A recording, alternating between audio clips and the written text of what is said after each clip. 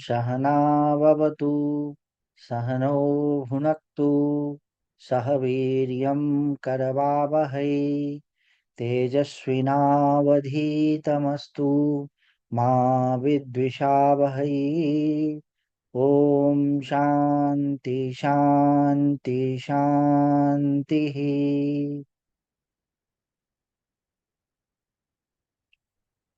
तो हम लोग पूज्य शंकराचार्य जी के साधन पंचकम का अध्ययन कर रहे थे और उसका अध्ययन करते करते हम लोग कहाँ पर पहुंचे? दूसरे श्लोक को हम लोगों ने पूरा कर लिया। दूसरे श्लोक में जो 8 वाक्य थे उसको पूरा कर लिया, पहले श्लोक के भी 8 वाक्य को पूरा कर लिया। फिर हम लोग पहुंचे हैं तीसरे श्लोक में। तीसरे श्लोक में कल हम लोगों ने जो विचार किया था वह था वाक्यार्थश्च विचार्यताम। वाक्य के अर्थ का विचार करो, करना चाहिए। उस संबंध में हम लोगों ने यह देखा वाक्यार्थ के विचार के संबंध में कि वाक्य किसको कहते हैं? महावाक्य को। महावाक्य किसे कहते हैं? जिसमें तत्पदार्थ और त्वम पदार्थ का दोनों के ऐक्य का निर्णय किया गया है, वह हो गया महावाक्य।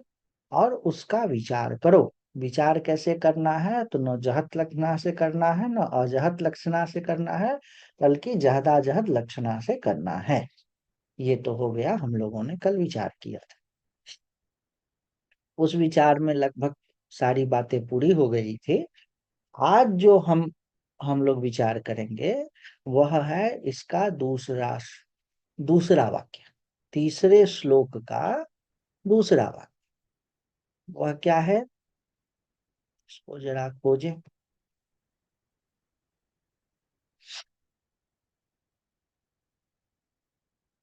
तो हम लोग जो विचार कर रहे हैं वो क्या कर रहे हैं आज? तीस तीस तीसरे श्लोक के द्वितीय वाक्य का विचार करेंगे। तीसरे श्लोक का द्वितीय वाक्य क्या है?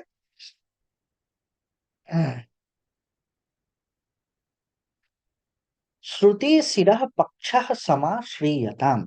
अब बार बार ये जो कह रहे हैं श्रुति शिरः, श्रुति सिर क्या है? आप लोग को याद है श्रुति सिर क्या है? श्रुति मतलब वेद, और सिर क्या हो गया? जिस तरह मनुष्य में सर्वश्रेष्ठ भाग सिर होता है, बारंबार भूयो भूय बार बार एक एक बात को बता रहे हैं, एकदम दृढ़ संस्कार हो जाए। वेदों का जो चरम भाग है, जो चरम मुख्य भाग है, वह है श्रुति सिर, वेदांत। उसके पक्ष को समाश्रय, उसके पक्ष में जाए। पक्ष में जाने का क्या मतलब? क्या उसकी बात को ये नहीं करें कि उसको मान लो, कहना कि उसके पक्ष में जा। मतलब कि वेद जो ऐसे ऐसे रहस्यपूर्ण वाणी है वो कुछ कह रहा है, तत्त्वमसि, तुम एक हो, तुम और वह एक हो। उसके पक्ष में जाकर के विचार करो। भले ही तुम्हारा निर्णय यह हो जाए कि वह पक्ष ठीक नहीं, गड़बड़ है, कुछ भी ये कह रहे हैं, तो वो बाद की बात है। लेकिन आपको अभी क्या करना है? उसके पक्ष में जाकर के विचार करना है, उसका आश्रय लीजिए। ये इनका कहना है। तो क्या है ये? श्रुति का सिरोभाग वेदांत है। जब विचार किया जाता है तो तमाम तरह के पक्ष और विपक्ष में विचार हो सकता है। विचार करने की प्रक्रिया अपने आप में ऊहापोह की स्थिति है, यह निर्णय की स्थिति नहीं है। पहले तो उन्होंने क्या कहा? वाक्यार्थश्च विचार्यताम। वाक्य के अर्थ का विचार करो, मान लो ये बात नहीं है, विचार करो। ठीक। उसके बाद आगे कहा उस विचार की प्रक्रिया में जो श्रुति का सिर है, वेदांत है, उसके पक्ष का आश्रय। इसका क्या मतलब हो गया? कि यह समझना कि अब जैसे थ्योरी ऑफ रिलेटिविटी है, नहीं समझ में आता है, मुझे भी नहीं समझ में आता है क्या कहता है, लेकिन मैं तो उसको गलत नहीं कहता हूं, क्योंकि बड़े बड़े वैज्ञानिकों ने उसको कहा है कि हाँ भाई इसमें कोई बात है। तो मैं उसको सिरे से खारिज न कर देना और यह मानने के लिए तैयार होना कि इसमें कुछ सही सत्यता हो सकती है, यह क्या हो गया? उसके पक्ष में जाना। यही है श्रुति सिरः पक्ष समाश्रीयताम। ये हो गया क्या? तीसरे श्लोक के दूसरे वाक्य का अर्थ। ठीक। तीसरे श्लोक के तीसरे वाक्य का विचार करना है। तीसरे श्लोक के तीसरे वाक्य का विचार करना है। ये थोड़ा गंभीर विषय है, ध्यान देंगे आप लोग।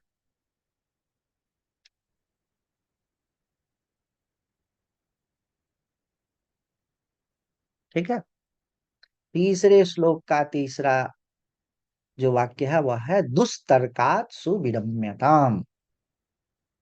दुष्ट तर्क से बचिए। क्या क्या कर रहे हैं? दुष्ट तर्क से बचिए। और दुष्ट तर्क क्या होता है? जो थोड़ा भी बुद्धिमान होगा तो क्या कहेगा? आप हमें मूर्ख बना रहे हैं, पूर्व पक्ष कहेगा ये। आपके पक्ष में जो तर्क होगा वह अच्छा तर्क, और जो आपके विपक्ष में तर्क होगा वह दुष्ट तर्क। फिर उसको तर्क मत कहिए, अपनी बात मनवाना कहिए। ठीक है। आचार्य तो कहने दुष्तर्काद विसुविडम्यताम। आपका क्या मतलब है कि हम लोग जो तर्क आपके पक्ष में हो उसको आप कहेंगे कि अच्छा तर्क है, वाह वाह, आप सही कह रहे हो कि जीव और ईश्वर जो है, जीव और ईश्वर जो है दोनों एक है। ये तो आपका तर्क बड़ा बढ़िया है। इसके पक्ष में जो मैं तर्क दूं उसको आप कहेंगे अच्छा तर्क। और जो कहूं कि नहीं, दोनों एक तो नहीं है, क्योंकि जीव छोटा है, अल्पज्ञ है, और ईश्वर जो है बड़ा है, सर्वव्यापक है, सर्वशक्तिशाली है, सर्वज्ञ है, तो यह दोनों एक नहीं हो सकता है। अगर मैं ऐसा कहूं तो आप खट से कह दोगे कि यह दुष्ट तर्क है। तो आप हमें तर्क करने ही नहीं दे रहे हो, तो इसमें दुष्ट तर्क क्या? भाई, दुष्ट तर्क का कोई मापदंड तो होना चाहिए ना, कि यह तर्क क्या है, दुष्ट तर्क क्या है। तो उसी को ये बता रहे हैं। इसमें मैं बड़ा सोच करके ये उदाहरण लिखा। तर्क शब्द जो है, न्याय शास्त्र में और अन्य शास्त्रों में भी तर्क एक पारिभाषिक शब्द है। कोई व्यक्ति बोलता है, कोई बड़ा दार्शनिक है बोलता है, तो लोग बोलेंगे बड़ा तार्किक बोलता है। क्या बोलेंगे? बड़ा तार्किक बोलता है। भाई, आपको तर्क का मतलब ही नहीं मालूम है। किस्से कहानियों को तर्क नहीं कहते हैं। कोई आप एक चुटकुला सुना दिए उसको तर्क नहीं कहते हैं। हाँ, आप कोई चुटकुला सुना करके और वो उससे बता दिया कि वो जैसा वह ऐसा यह तर्क नहीं है। तर्क एक पारिभाषिक शब्द है, एक ज्ञान का, कॉग्निशन का एक प्रक्रिया है। और तर्क को हमेशा प्रमाण नहीं माना जाता है। चुटकुले तर्क नहीं है, कोई कहानी तर्क नहीं है। अकबर बिरबल की कहानी सुना दिया और खूब हंसी हुई, और उसके बाद कहा कि जैसा वह वैसा ये, यह तर्क नहीं है। एग्जाम्पल्स तर्क नहीं है। कोई उदाहरण बता दिया और उसको उसको आप पर घटा दिया, वह तर्क नहीं है। तर्क एक पारिभाषिक शब्द है जिसमें व्याप्य और व्यापक का ज्ञान होना जरूरी है। तो व्याप्य व्यापक क्या है, इसको समझिए। अब जैसे देखिए, देवदत्त नाम का एक विकलांग व्यक्ति के पास में बीएमडब्ल्यू गाड़ी है। देवदत्त जो उदाहरण है, यह शास्त्रों में सभी जगह पर किसी भी नाम को अगर लिया जाता है, कोई एग्जाम्पल्स नाम के रूप में लिया जाता है, तो देवदत्त कहा जाता है। इसको मैं पहले विकलांग वाली जो हाथ से चलती है गाड़ी वो देना चाह रहा था, लेकिन बीएमडब्ल्यू गाड़ी दे दिया, क्योंकि देवदत्त का शास्त्रों में बड़ा सम्मान है। और सभी जगहों पर तो मैंने एक बीएमडब्ल्यू गाड़ी दे दी। अब उनके पास में एक ऐसी गाड़ी है जो उनके विकल पैरों से चलता है, उसे कोई दूसरा नहीं चला सकता। ऐसी गाड़ियां आती है, मैं जानता हूँ। वो केवल वही व्यक्ति चला सकते हैं, दूसरा कोई व्यक्ति नहीं चला सकते। और देवदत्त को कहीं अकेले जाना हो तो वही गाड़ी चला करके जाते हैं। और कभी कभी किराए की गाड़ी ओला आदि से भी कहीं चले जाते हैं। कभी कभी उनका लड़का है, वह भी अपनी गाड़ी से उनको कहीं भी ले जाए। अब जहां जहां देवदत्त की विकलांग गाड़ी होगी, वहां वहां पर देवदत्त अवश्य होंगे, क्योंकि उस गाड़ी को देवदत्त के अलावा कोई दूसरा नहीं चला सकता। परंतु जहां जहां पर देवदत्त होंगे, वहां यह जरूरी नहीं कि उनकी विकलांग गाड़ी भी हो, क्योंकि संभव है कि देवदत्त भाड़े की गाड़ी से या पुत्र की गाड़ी से आए हों। आप समझ रहे हैं?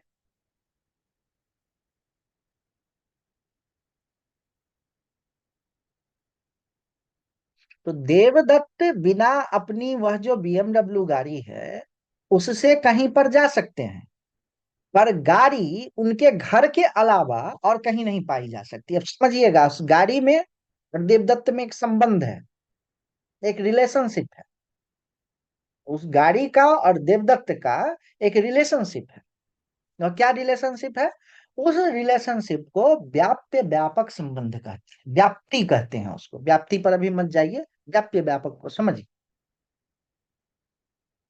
तो देवदत्त गाड़ी की अपेक्षा अन्य जगहों पर पाया जा सकते हैं। इस संबंध में देवदत्त व्यापक है। सामान्य हिंदी में भी व्यापक उसको कहते हैं जिसका फैलाव अधिक हो, जो अधिक जगह पर पाया जाता हो, वह क्या है? व्यापक। तो सामान्य हिंदी में भी व्यापक उसको कहते हैं जिसका फैलाव अधिक हो। तो जहां जहां पर देवदत्त होंगे, जरूरी नहीं कि वहां वहां पर गाड़ी हो। तो गाड़ी की अपेक्षा देवदत्त अधिक जगह पर मिल रहे हैं, अधिक जगह पर पाए जा रहे हैं। ठीक है। और देवदत्त की अपेक्षा गाड़ी कम जगहों पर मिलेगी। हो सकता है कि देवदत्त अपने पुत्र के साथ किसी शादी समारोह में, विवाह समारोह में चले गए हैं, तो वहां पर गाड़ी तो नहीं होगी, देवदत्त होंगे। तो देवदत्त अधिक जगहों पर है, गाड़ी कम जगह पे है। तो देवदत्त क्या कहलाएंगे? गाड़ी के संबंध के अपेक्षा से देवदत्त कहलाएंगे व्याप, और गाड़ी क्या कहलाएगी? व्याप्य। वैसे समझिए, किसी विवाह समारोह के बाहर अगर देवदत्त की मॉडिफाइड बीएमडब्ल्यू खड़ी है, तो यह निश्चय है कि यहाँ पर देवदत्त आए ही हैं, क्योंकि उस गाड़ी को केवल देवदत्त ही चला सकते हैं। यह हुआ अनुमान। जहां जहां पर देवदत्त हैं, वहां वहां पर उनकी गाड़ी, अगर जहां बाहर में गाड़ी खड़ी है, इसका मतलब भीतर में देवदत्त है। लेकिन कोई बाहर गाड़ी में, जहां पर गाड़ियों की पार्किंग है, सब गाड़ियां लगी हुई है शादी समारोह में, वहां पर इंटर किया किसी, और उसको मालूम है कि यहाँ पर देवदत्त जी भी आने वाले हैं। अब उसने देखा कि उनकी गाड़ी खड़ी नहीं है, तो यह मान लेना कि भीतर में देवदत्त नहीं ही होंगे, यह क्या हुआ? तर्क। क्योंकि देवदत्त बिना अपनी मॉडिफाइड बीएमडब्ल्यू के या भी ओला या पुत्र आदि के साथ में आ सकते हैं। इस बात की भी संभावना से नहीं नकारा जा सकता है कि देवदत्त वहां पर न हो, लेकिन न ही है यह कहना जरूरी नहीं। यह कहना, यह मान लेना कि न ही है देवदत्त क्योंकि उनकी गाड़ी खड़ी नहीं है, यह जो है ठीक तर्क नहीं है। यह जो क्या है? गड़बड़ है। इसीलिए तर्क जो है हमेशा सही ही हो यह जरूरी नहीं है, इसीलिए तर्क को प्रमाण नहीं माना जाता है। तर्क तभी तक प्रमाण है जब तक कि उसमें एक संबंध जो है, जिसमें व्यापक कौन है और व्याप्य कौन है, उसको समझना जरूरी है। बिना सही सही व्याप्य व्यापक भाव के तर्क नहीं हो सकता है। तो आचार्य का यही कहना है कि जो दुष्ट तर्क है, गड़बड़ तर्क है, जिसमें व्याप्य व्यापक भाव, व्याप्य का क्या मतलब हो गया? दो चीजों के बीच में व्याप्य व्यापक भाव होता है, अकेले अकेले व्याप्य व्यापक भाव नहीं होता है। तो दो चीजों के बीच में व्याप्य व्यापक भाव में व्याप्य वह कहलाएगी जो कम जगहों पर पाई जाए, व्यापक वह कहलाएगा जो अधिक जगहों पर पाया जाए, व्याप्य के अपेक्षाकृत। तो व्याप्य व्यापक भाव को समझे बिना तर्क नहीं किया जा सकता है। और उसके बिना जो तर्क होगा वह दुष्ट तर्क हो। इसीलिए तर्क को प्रमाण नहीं माना गया है। तर्क को अनुमान का उपकारक, सहायक तो माना गया है, लेकिन तर्क को प्रमाण नहीं माना गया है। इस चीज को आप ठीक से समझ लीजिए, अपने जीवन में भी इसका उपयोग आप कर सकते हैं। कई जगहों पे ये तर्क जो है ये बहुत गंभीर चीज है। और लोग समझते हैं कि उन्होंने चुटकुला बता दिया, कहानी कह दी, कोई एग्जाम्पल्स बता दिया, उदाहरण दे दिया, वह तर्क है। वह तर्क नहीं। तर्क में व्याप्य कौन है, व्यापक कौन है, और दोनों के बीच में व्याप्य व्यापक भाव है कि नहीं, और व्याप्य के द्वारा व्यापक का पता चलना चाहिए। क्योंकि गाड़ी जहां जहां पर होगी वहां वहां पर देवदत्त होंगे ही। गाड़ी है व्याप्य, देवदत्त है व्यापक। जो छोटे जगह पर रहने वाली चीज है, कम, छोटे मत कहिए, कम जगहों, कम कम इंस्टेंसेस में जो रहने वाली चीज है, जगह भी मत कहिए, कम कम इंस्टेंसेस में जो रहने वाली चीज है, वह जब भी होगी तो अपने से बड़े इंस्टेंस में होने वाली चीज को जरूर बताएगी। जहां जहां पर गाड़ी होगी वहां वहां पर, जिस जिस जगह पर, जिस जिस समय में गाड़ी होगी, वह देवदत्त वहां पर अवश्य होंगे ही। लेकिन जो अधिक इंस्टेंसेस पे होने वाली चीज है, जैसे कि देवदत्त, तो वह बिना गाड़ी के भी हो सकते हैं। इस चीज को समझे बिना जितने भी एग्जाम्पल्स आदि दिए जाते हैं, वह सब बेवकूफी के अलावा कुछ नहीं है। इसको आप समझिए। आज हम यहीं पर रोकेंगे, इसीलिए रोकेंगे कि आप लोगों को इसको समझने में कोई दिक्कत हो तो आप हमको बोलिए, व्याप्य व्यापक भाव को आपने ठीक ठीक समझा कि नहीं। और नहीं समझ लिया तो कोई नहीं, नहीं समझा तो हम फिर से समझाएंगे, उसके बाद हम आगे बढ़ेंगे। बताइए।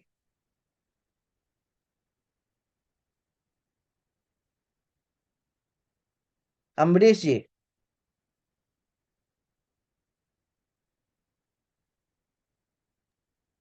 जी, समझ में आ रहा है। हाँ। जी। हम लोगों ने मैथ भी पढ़ा है, वो सर्किल बना करके, हम्म। और जो कॉमन होता था उसको उसमें दिखा देते थे। और हाँ। तो ठीक है, जो व्याप्य है वो व्यापक का एक भाग कहा जा सकता हम्म। है। हम्म। अच्छा, लेकिन सर, जो तर्क, मतलब कि जो उसमें फिलॉसफी में पढ़ा जाता, फिलॉसफी कभी हम लोग का सब्जेक्ट तो नहीं रहा, लेकिन क्या फिलॉसफी में जो पढ़ाया जाता है, ये लॉजिक, तर्क, हम्म। ये ये उसी का एक पार्ट है ना, यहाँ नहीं पे नहीं, लिया है। तर्क, तर्क जो है, तर्क को लॉजिक नहीं कहते। जी। ये बैड एग्जांपल है। तर्क जो है, लॉजिक में भी, मतलब तर्क शास्त्र में भी, तर्क एक पारिभाषिक शब्द है। जो तर्क संग्रह आदि है, तर्क का एक अर्थ जी। अनुमान होता है, वो अलग चीज है। लेकिन अनुमान में जी। भी, तर्क संग्रह आदि में जो तर्क कहा गया है, उसमें तर्क को कहा है व्याप्यारोपेण व्यापकारोप तर्क।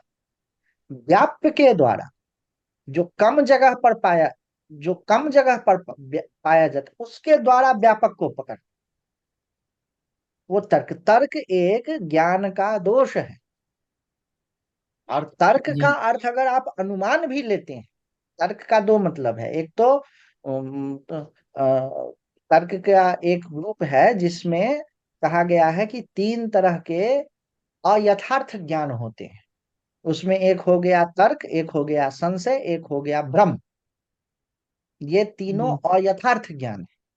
और तर्क का एक दूसरा मतलब होता है अनुमान, इन्फरेंस। जी। उसमें भी व्याप्य व्यापक का ज्ञान होना जरूरी है। ऐसे ही कोई चुटकुला कह करके आप किसी को वो कर दें, वह तर्क नहीं है। यही मैं कहना चाहता हूँ। तर्क के दोनों अर्थ हैं। एक अर्थ है अनुमान, और जो तर्क शास्त्र में जो एकदम पारिभाषिक शब्द है वह व्याप्यारोपेण व्यापकारोपस तर्क। तो वो यदि निर्धूम, यदि निर्वह्नि स्यात् निर्धूमोपि स्यात्, वो काफी गहरा है। लेकिन तर्क के दोनों अर्थ में चाहे तर्क का अर्थ अनुमान लीजिए, चाहे तर्क का अर्थ और यथार्थ ज्ञान का एक भेद लीजिए, दोनों ही जी दृष्टि से उसमें व्याप्य और व्यापक को समझना जी जरूरी है कि किन दो चीजों के बीच में अविनाभाव संबंध है। अविनाभाव मतलब एक के बिना दूसरा नहीं हो।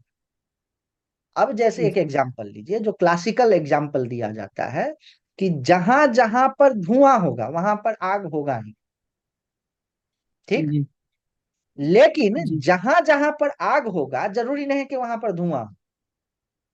उसका क्लासिकल एग्जाम्पल दिया जाता है, लोहे का खूब गर्म किया हुआ गोला, जी लोहे को गर्म करके अलग कर दिया, लाल है एकदम, लेकिन धुआं नहीं है, जी जी है ना। तो हम्म, जहां जहां पर आग होगा वहां वहां पर धुआं होगा ही, यह जरूरी नहीं है, लेकिन जहां जहां पर धुआं होगा वहां पर आग जरूर होगा। हो। उसमें भी और भी जी बहुत चीज आता है कि जैसे मोटरसाइकिल है, उसमें से धुआं निकल गया और गाड़ी आगे बढ़ जी गई, फिर वहां तो आग हम्म, नहीं है।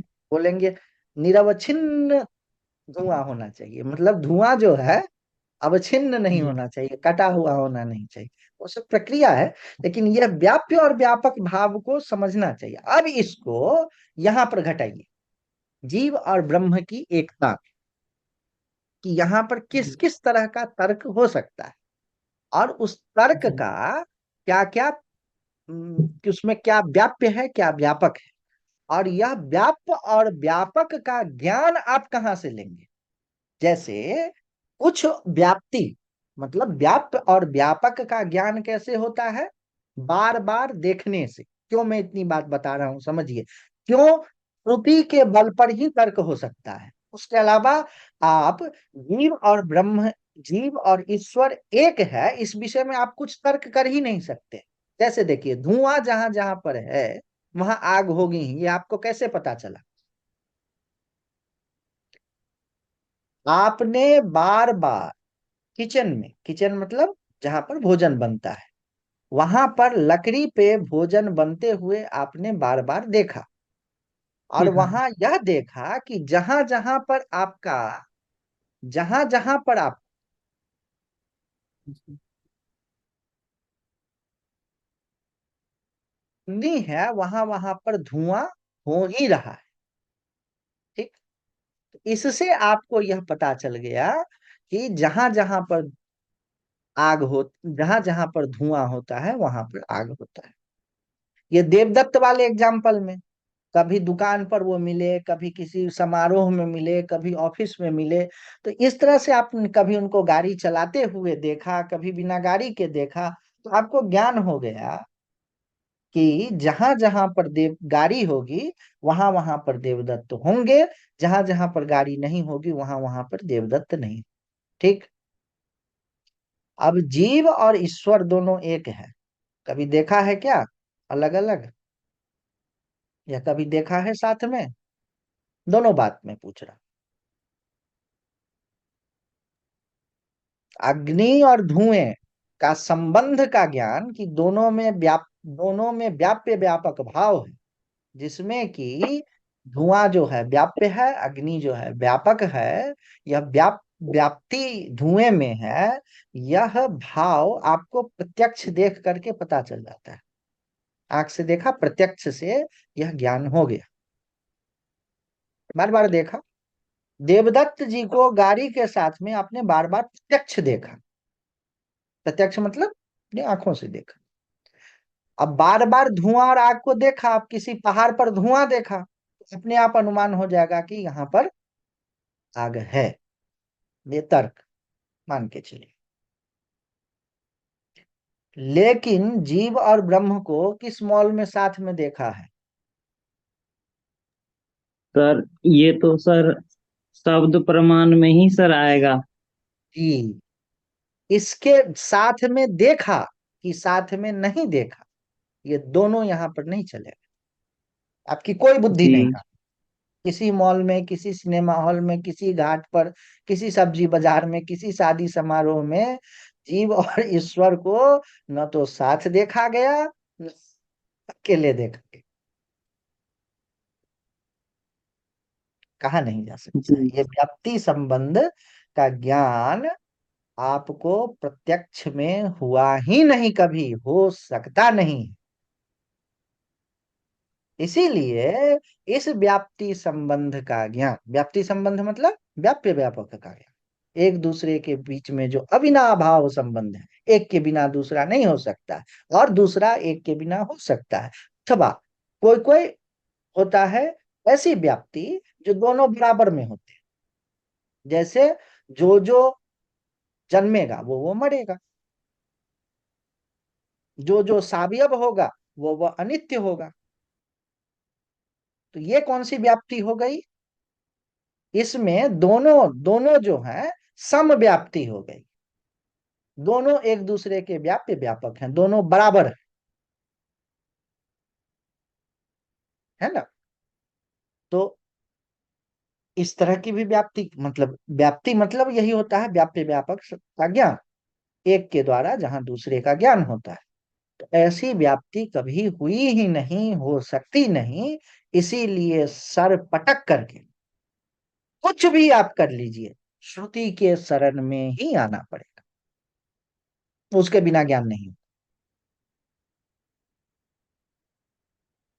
इस बात को आप समझ गए। इसीलिए भगवत पाद या और बड़े बड़े लोग ये क्या कहते हैं, श्रुति शिरो दुस्तर्कात विरम्यताम। और आप जितने भी तर्क देंगे उसको मैं 2 मिनट में काट दूं। आपको फिर व्यापक आप जब समझे रहेंगे तो आप समझ जाएंगे कि नहीं तो दूसरा तो समझ भी नहीं पाएगा, चुटकुला सुनाएगा, कहानी सुनाएगा। कहानी और चुटकुला एग्जाम्पल्स नहीं होते हैं, वो कोई प्रमाण नहीं होता है। इसीलिए क्या कहा, दुस्तर्का सुविरम्यताम। अगला है श्रुति मत तर्को अनुसंधीयताम। तर्क करने से उन्होंने मना नहीं किया है, क्या कहा है, श्रुति मत, श्रुति मतः तर्क अनुसंधीयताम। जो श्रुति से सम्मत तर्क है, श्रुति सम्मत तर्क का क्या मतलब हो गया, वैसा तर्क जिसमें व्याप्ति ज्ञान यानी कि व्याप्य व्यापक का ज्ञान श्रुति के हिसाब से मिले, वह क्या हो गया, श्रुति मत तर्क अनुसंधीयताम। अब आपको यह समझना है कि व्याप्ति का ज्ञान जरूरी नहीं कि प्रत्यक्ष से ही हो, जैसे आग और धुआं का है। व्याप्ति का ज्ञान सुनने से भी होता है। जैसे सुनामी 2004 में आया, बहुत बड़ा सुनामी आया, उसके बाद लोगों ने डिजास्टर मैनेजमेंट पढ़ाना शुरू कर दिया बच्चों को, पूरे दुनिया में पढ़ाने लगे। उसमें यह बताया गया देखा नहीं, कि जब भी पानी बहुत तेजी से समुद्र के भीतर जाए, जैसा कभी ने बहुत तेजी से जाए और बहुत बड़ी मात्रा में जाए, तो क्या करना चाहिए, समुद्र के किनारे से भाग जाना चाहिए।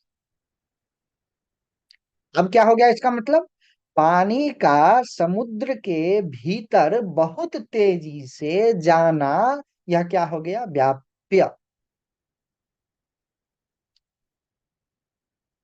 और सुनामी का आना क्या हो गया, व्यापक। या दोनों में जो भी संबंध ले लिए, दोनों में व्याप्ति संबंध है, एक दूसरे का, एक दूसरे के बिना भाव संबंध है। कि जब समुद्र में पानी बहुत तेजी से बहुत बड़ी मात्रा में चले जाए, तो यह समझना चाहिए कि सुनामी आने वाली है। अब विश्व में कई जगहों पर, बाद में वो कैटरीना तो कौन सा तूफान कौन सा तूफान कौन सा तूफान आया, तो अभी से 10-15 साल पहले तक इतनी बड़ी व्यापक वो तो थी नहीं। आजकल तो मोबाइल में मैसेज आ जाता है उस समय। तो इस ज्ञान के आधार पर, चूंकि बच्चों को यह पढ़ाया जाता था स्कूल में, तो कई बार फिर से जब सुनामी आया, तो वो लोग अपने पिता को, मलाह आदि जो नाविक आदि जो होते थे, मछुआरे, उनको बोल देते थे कि देखिए हमने स्कूल में ऐसा पढ़ा है कि पानी बहुत तेजी से आए तो पीछे, नहीं तो क्या होता था, मछलियां छूट जाती थी, मछलियां चुनने चले जाते थे। नहीं नहीं, ऐसा मत कीजिए। तो यह जो पानी का पीछे चला जाना, सुनामी का प्रतीक है, यह व्याप्य व्यापक भाव सुन करके हो गया, बिना देखे भी हो गया। तो कभी पहले सुनामी देखा नहीं, किसी और ने बताया। तो व्याप्ति का ज्ञान हमेशा प्रत्यक्ष के ही आधार पर हो, जैसे अग्नि और धुआं को देखा, ऐसा जरूरी नहीं है। अब इस बात को आप लोग समझ गए। अब इसमें श्रुति की कितनी आवश्यकता है, इस बात को भी आप लोग समझ गए।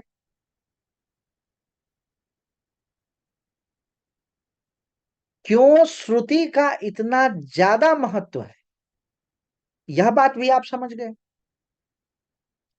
कहीं भी किसी भी, मैं तो ये कह रहा हूं ना कि कहीं, क्यों इसको महावाक्य कहा गया है, क्यों महावाक्य कहा गया है, कि तत्पदार्थ और तम पदार्थ दोनों एक है, दोनों एक जैसा नहीं है। हम लोग अपने लैंग्वेज में जितने भी शब्द का व्यवहार करते हैं, उसमें किसी एक चीज की विशेषता, गुण या दोष बताते हैं, अथवा दो चीजों के बीच में कंपेयर करते हैं। विशेषता क्या बताते हैं? सोना सस्ता है, सोना महंगा है, चांदी सस्ता है, राम सुंदर है, सीता गाती है। इस तरह के विशेषता या क्रिया को बताते हैं। अथवा दो चीजों का कंपेयर करते हैं, उसका चेहरा चांद सा सुंदर है, कंपेयर किया, वह विद्वता में दूसरे व्यास के समान थे या हैं। यह क्या हो गया? कंपेयर हो गया, एक का दूसरे के साथ में तुलना हुआ, अथवा एक के बारे में कोई चीज कहा गया। लेकिन त्वमसि, जीव ईश्वर है, यह क्या हो गया? महावाक्य हो गया। ये कैसा अद्भुत व्याप्ति संबंध है। एक चीज दूसरा है, दूसरा जैसा है या नहीं, दूसरा है। और यह जो उपनिषदों का, श्रुति का, वेदों का जो वैशिष्ट्य है, यह वैशिष्ट ज्ञान के आधार पर आपको जितना मन हो उतना